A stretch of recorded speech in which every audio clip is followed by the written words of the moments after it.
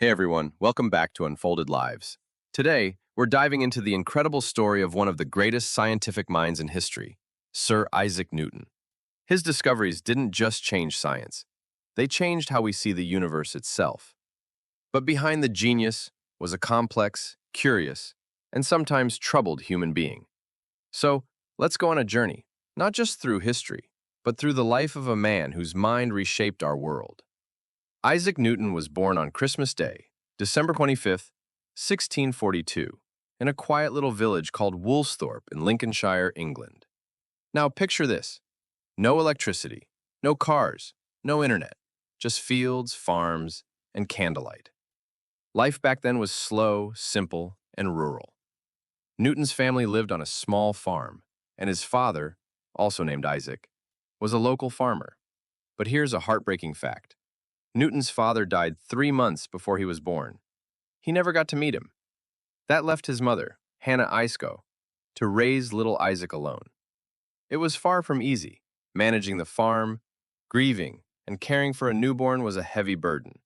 And to make things harder, Isaac was born premature. He was tiny and frail, and people didn't expect him to live. But against all odds, he survived, and he grew into a quiet, serious child, always observing, always thinking. When Isaac was just 3 years old, his mother remarried. Her new husband, Barnabas Smith, was a wealthy man, but he didn't want Isaac in the house. So, Isaac was sent away to live with his grandparents. And well, that really hurt him. He was just a small boy, separated from his mother, living in someone else's home. That early feeling of rejection left a deep impression on him. He became shy, withdrawn, and often kept to himself. But even then, there were signs of brilliance. While other kids played outside, Isaac built small mechanical toys and windmills. He was fascinated by how things worked. He didn't need fancy tools. He used his imagination and whatever scraps he could find. That mix of creativity and curiosity would never leave him.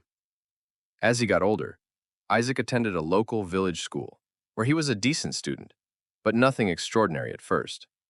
That changed when he was 12 and transferred to the King's School in Grantham, a town nearby. Since the school was too far to commute daily, he boarded with a local family. At first, he struggled.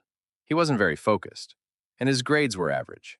But then something happened that flipped a switch in him. One day, a boy at school picked on him, teased him, challenged him. Isaac didn't fight back with fists. He decided to beat him with knowledge. From that moment on, he transformed into a top student. He poured himself into his studies, reading everything he could get his hands on, especially books about science, math, and the stars. He started to observe the world more deeply, how water moved, how light behaved. When Isaac turned 14, tragedy struck again. His stepfather died. His mother brought him back home to Woolsthorpe, hoping he would take over the family farm. But farming? It bored him to death. While others tilled the land, Isaac sat under trees reading or tinkering with tools. He didn't want to be a farmer. He wanted to understand the universe. Luckily, his uncle, a man named Reverend William Ayscough, noticed something special about him. He saw the spark and realized Isaac was meant for something greater. With his support, Isaac returned to school and quickly impressed his teachers. And by the time he was 18, he had earned a place at one of the most prestigious universities in the world, Trinity College at the University of Cambridge. Now, let's pause for a second and think about that. This young man, born on a farm, rejected by his stepfather, too small to survive at birth, was now heading to Cambridge. It's proof that the greatest stories often come from the most unexpected beginnings. Cambridge in the 1660s wasn't just about tradition. It was on the edge of something big. People were starting to challenge old ideas and explore new ones. It was the heart of what we now call the scientific revolution. And Newton? He was about to become one of its brightest stars. At Cambridge, Newton wasn't wealthy. He had to work as a servant to pay his way. He cleaned rooms, served food, and helped other students. But none of that stopped him. He spent nearly all his free time studying. His favorite subjects? Math, physics, and astronomy. He read the works of legendary thinkers like René Descartes, and Galileo Galilei. But Newton didn't just read, he questioned. He wasn't content to accept ideas. He wanted to test them, challenge them, and figure things out for himself. He was especially fascinated by the night sky. He would often stare at the stars, wondering how they moved and why things fall to the ground. These simple questions, questions any child might ask, were the beginning of some of the most groundbreaking discoveries in science. Then, in 1665, disaster struck England.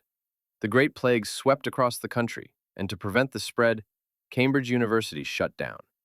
Newton, now 23, returned to his family home in Woolsthorpe. For most people, this would have been a lost year, but for Isaac Newton, it became his most productive time ever, a period he later called his Year of Wonders. While the world outside was in chaos, Newton used the quiet countryside to dive deep into thought. He conducted experiments, read obsessively, and explored the laws of nature. And then came the moment that would become legendary.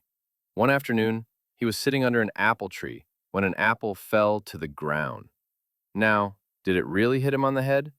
Maybe, maybe not. But what mattered was what he thought when it fell. Why do apples fall down? Why not sideways or up? What force is pulling them? And this wasn't just a passing thought. He started to develop a whole new understanding of how the universe works. Around this same time, he also began to create something called calculus, a new type of mathematics designed to deal with change, motion, and speed. Yes, while sitting in the middle of nowhere, this young man invented a whole new branch of math. Incredible, right? These discoveries, gravity, calculus, and more, were just the beginning. But already, it was clear. Isaac Newton wasn't just a student. He was a force of nature. After the plague settled down, Newton returned to Cambridge in 1667. But he didn't just go back as a student. He was now recognized as a rising intellectual. That same year, he became a Fellow of Trinity College, an honor that marked him as someone with serious potential. Just 2 years later, in 1669, at only 27 years old, he was appointed as the Lucasian Professor of Mathematics. That's one of the most prestigious academic positions at Cambridge. Not bad for someone who once hated school, right? As a professor, Newton had access to more resources, but he still lived a quiet, private life. He wasn't into teaching large classes. Instead, he spent most of his time doing what he loved: research. He experimented, wrote, observed, and constantly asked why. That relentless curiosity led him to dive deep into the nature of light. One day, he used a simple glass prism to explore how light worked. What he discovered was shocking. White light, he realized, isn't just one color. It's a combination of many. When passed through the prism, the light broke apart into a beautiful spectrum: red, orange, yellow, green, blue, indigo, and violet. That's right. Newton discovered that white light contains all the colors of the rainbow. This discovery totally changed how scientists thought about light and color. Before Newton, people had all sorts of strange ideas about vision and brightness. But he brought clarity to it, literally. And he didn't stop there. He also built the first reflecting telescope. Unlike traditional telescopes, which used lenses, his design used mirrors. This made the telescope smaller but much more powerful. That invention alone earned him serious respect among scientists. It even caught the attention of the Royal Society, England's leading scientific institution. By the time Newton hit his early 30s, he was no longer just a promising young thinker. He was becoming a scientific giant. His discoveries in mathematics, optics, and mechanics were turning heads all over Europe. But despite the admiration, Newton remained deeply private. He didn't publish quickly. He didn't rush to share. He was a perfectionist, one of the best and worst things about him. That perfectionism caused tension. Newton often held back his work until he believed it was flawless. He avoided the spotlight and rarely engaged in public debates. But all of that was about to change. Enter Robert Hooke. Hooke was another prominent scientist in England at the time. He had been exploring how planets move and proposed that a force, maybe gravity, might explain their orbits. His ideas were smart, but they were incomplete. When Newton heard about Hooke's theories, he realized something. He had already figured out much of what Hooke was struggling to explain years earlier, but he had never published it. Now, Hooke wasn't the type to sit back quietly. He was loud, influential, and didn't mind challenging others. This stirred something in Newton. He knew his theories were strong. He just had to prove them, to himself and to the world. So he got to work.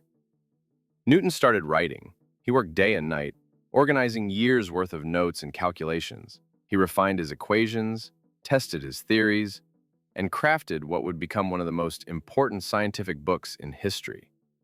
In 1687, at age 45, Isaac Newton published his masterpiece, Philosophiae Naturalis Principia Mathematica. Most people just call it Principia. This book didn't just explain gravity, it outlined the fundamental laws of motion, the very principles that govern how objects move. You've probably heard of them. Newton's 3 laws of motion are still taught in classrooms today. Law 1. An object will stay still or keep moving at the same speed and direction unless acted on by a force. Law 2. The more force you apply to an object, the faster it will accelerate.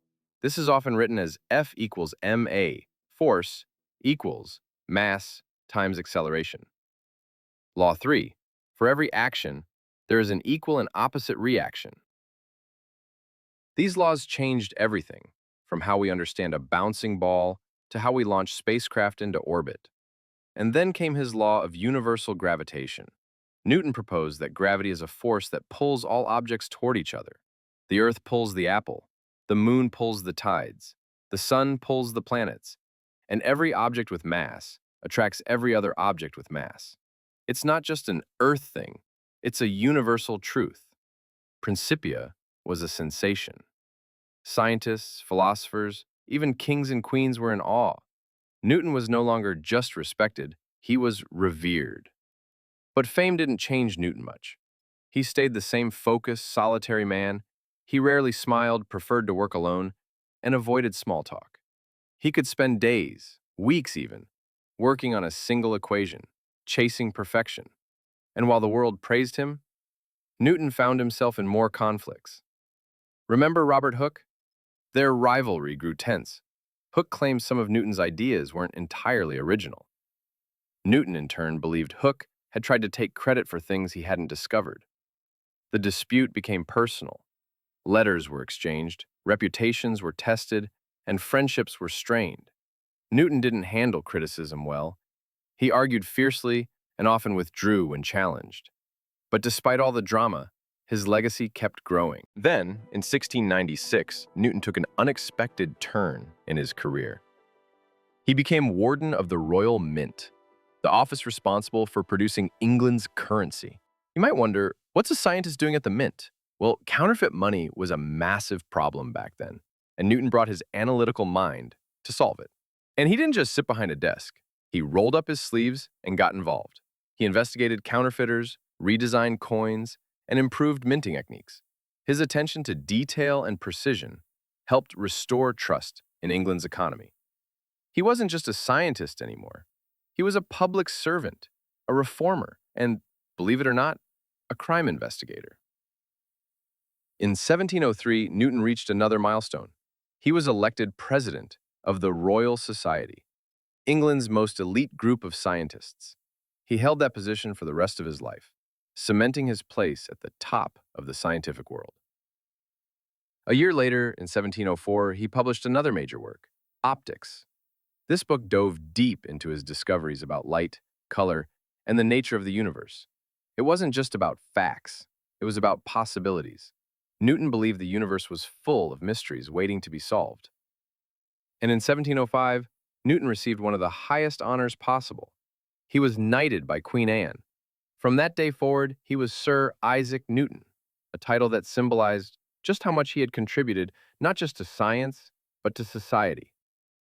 But even as he aged and gained more recognition, he stayed true to the habits that got him there: curiosity, discipline, and an endless hunger for truth. As Newton entered the final chapter of his life, he wasn't just a scientist anymore, he was a symbol. By the early 1700s, Sir Isaac Newton was a living legend. He had shaped modern science, reformed England's currency system, and stood at the peak of intellectual life in Europe. But with great fame came great challenges. One of the biggest was his long-running dispute with a German mathematician named Gottfried Wilhelm Leibniz. The issue? Calculus. Both Newton and Leibniz had developed this new branch of mathematics, which deals with change and motion. But they had done so independently. And when Leibniz published his work, a bitter controversy erupted over who deserved the credit. Newton's supporters accused Leibniz of plagiarism. Leibniz's supporters fired back, saying Newton was trying to rewrite history. Now here's the thing. Both men had come up with calculus in their own way, at nearly the same time. But Newton's perfectionism and pride wouldn't let it go. He believed he had to defend his legacy at all costs. He poured years of energy into letters, documents, and arguments to prove he was the true originator. It became exhausting for everyone. These conflicts took a toll on Newton's mental and emotional health.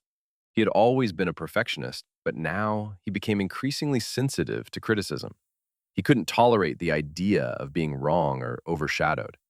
In some ways, the very trait that made him brilliant, his relentless drive, also made him difficult. Yet even through the drama, Newton continued to inspire. In his later years, he became a mentor to younger scientists. People from across Europe sought his guidance. They came with questions, ideas, and hopes. And Newton didn't disappoint. He shared his knowledge freely, but he had high standards. He expected hard work, discipline, and intellectual honesty. He believed in the power of curiosity. One of Newton's most famous quotes from this time says it all. "If I have seen further, it is by standing on the shoulders of giants." What he meant was simple but powerful. No one discovers truth alone. Newton acknowledged that his breakthroughs wouldn't have been possible without the thinkers who came before him. People like Kepler, Galileo, and Descartes. He understood that science is a collective journey, not a solo mission. Despite his fame, Newton never married. He had no children. His personal life remained quiet and solitary. But he wasn't lonely. He spent his final years in London, financially secure, deeply respected, and still endlessly curious. Interestingly, Newton also spent a lot of time studying the Bible and ancient texts. He believed that science and faith could go hand in hand. He wasn't just interested in how the universe worked, he wanted to understand why it existed at all. These spiritual reflections filled much of his old age. Even in his 80s, Newton's mind stayed sharp. He loved sharing stories of how he made his discoveries, how he wrestled with problems, and how he overcame setbacks. He believed deeply in perseverance and often reminded others that success comes not from talent alone, but from persistence. On March 20th, 1727, Sir Isaac Newton passed away at the age of 84. His death marked the end of an era, but the beginning of a legacy that would echo through the centuries. Let's take a moment to reflect on what Newton gave us. His laws of motion and universal gravitation laid the groundwork for modern physics. They're the reason we understand how cars move, how rockets launch, and how planets orbit stars. His invention of calculus became an essential tool, not just for scientists, but for economists, engineers, and programmers. His work in optics transformed how we understand light, color, and vision. But Newton's impact wasn't just scientific, it was personal. He proved that one mind, relentless, curious, and dedicated, can change the world. He didn't start out as a prodigy. He started as a small boy on a farm, abandoned by his stepfather, overlooked by his peers. He struggled, he failed, he questioned everything. But he never stopped pushing forward. And that's the real lesson of Isaac Newton's life. 1. Curiosity is powerful. Newton saw an apple fall and asked why. He looked at a prism and wondered, what's inside light? These questions sparked revolutions in science. So don't stop asking your own questions. Every why you ask is the start of something bigger. 2. Hard work beats raw talent. Newton wasn't born knowing the laws of motion. He read, studied, experimented, and refined his ideas over years. He was never satisfied with good enough. If you're chasing a goal, stay with it. Success isn't about being the smartest in the room. It's about being the most determined. 3. Failure is part of the journey. Newton made mistakes. He had rivalries. He went through dark, lonely periods. But he always came back to the work, to the questions, to the curiosity. Don't let failure stop you. Let it sharpen you. 4. Stay humble. Despite being called the greatest scientist of his time, Newton often gave credit to those who came before him. He knew that knowledge is a team effort. Remember that greatness grows when we respect others, not just ourselves. Even now, more than 300 years after his death, Newton's ideas still guide us.